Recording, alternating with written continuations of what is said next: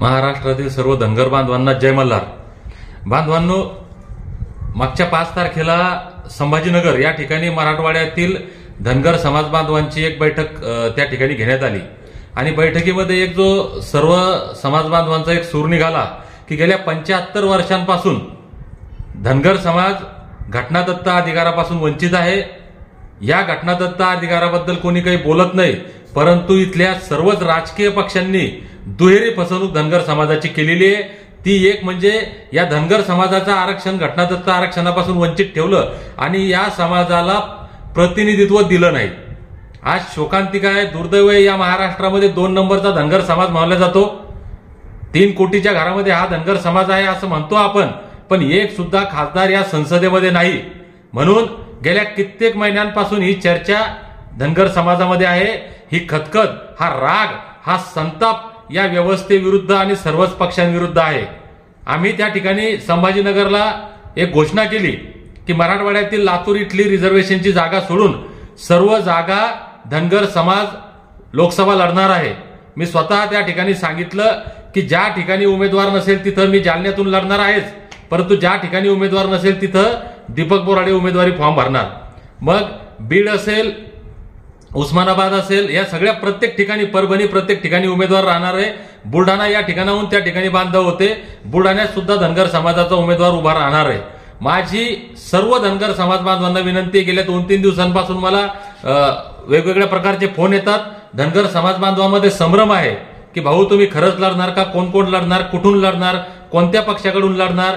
तर मी या व्हिडिओच्या माध्यमातून महाराष्ट्रातल्या धनगर समाजाला सांगू इच्छितो आणि आवाहन करतो की आमची विनंती आहे, आमचा लढा आज स्पष्टपणे भाजपच्या विरोधात आहे। 10 वर्षापूर्वी ज्यांनी सांगितलं होतं पहिल्या कॅबिनेटमध्ये देतो, धनगरांच्या मतावर हे भाजप फडणवीस साहेब सत्तेमध्ये आले आणि धनगरांना विसरले, म्हणून आमचा पहिला लढा हा भाजपच्या विरोधात आहे।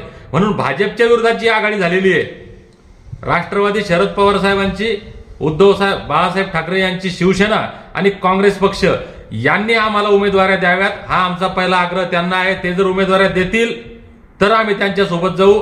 त्यांना जर वाटत असेल की आम्ही एक उमेदवारी कोणाला तरी देऊ आणि धनगर समाज त्यांच्या सोबत येईल, तर हा त्यांचा गैरसमज आहे। किमान 5 उमेदवाऱ्या तुम्हाला धनगर समाजाला या महाराष्ट्रामध्ये द्याव्या लागतील, तर हा धनगर समाज तुमच्या सोबत येईल असं तुम्ही गृहीत धरा। ज्या मराठवाड्यामध्ये मी आहे, ज्या मराठवाड्याचं आमचं बैठक झाली, इथं जालन्यामध्ये 3 लाखाच्या वर धनगर समाजाची मतं आहेत, परभणीमध्ये 6 लाखाच्या वर धनगर समाजाची मतं आहेत, संभाजीनगरमध्ये 3 लाखाच्या वर धनगर समाजाची मतं आहेत, हे प्रत्येक जिल्ह्यामध्ये, बीडमध्ये 4.5-5 लाख धनगर समाजाची मतं आहेत। आणि हे इतके इथं मतं असताना तुम्ही जर आम्हाला उमेदवारी देणार नसेल तर आम्ही भाजपच्या विरोधात आहोत, त्याच पद्धतीने तुमच्या सुद्धा विरोधात आहोत। म्हणून आमचा पहिला प्रयत्न आहे, पहिली मागणी आहे की या पक्षांनी आम्हाला उमेदवारी द्यावी। हे देणार नसेल तर इतर सर्वच पक्ष आहेत, ऍडव्होकेट अण्णाराव पाटील साहेबांची महाराष्ट्र विकास आघाडी आहे, अण्णासाहेब शेंडगेंची, प्रकाश अण्णा शेंडगेंचं पार्टी आहे, वंचित बहुजन आघाडी आहे, MIM आहे आणि विविध पक्ष, मग बसपा असेल, BRS असेल, जे पक्ष आहेत, जे पक्ष आम्हाला उमेदवारी देईल त्या पक्षाचा आम्ही विचार करू।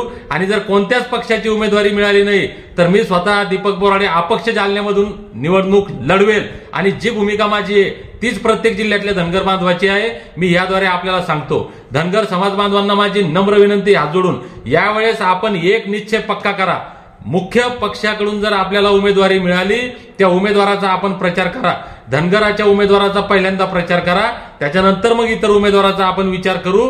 म्हणून ही गोष्ट आपण लक्षात घ्यावी, जो पक्ष आम्हाला उमेदवारी देईल त्या पक्षासोबत आम्ही आहोत, नाहीतर अपक्ष आहोत। ज्या पद्धतीने आमचा लढा ताकदीनं भाजपच्या विरोधात आहे, त्याच पद्धतीने या पक्षांच्या सुद्धा विरोधात आमचा लढा आहे।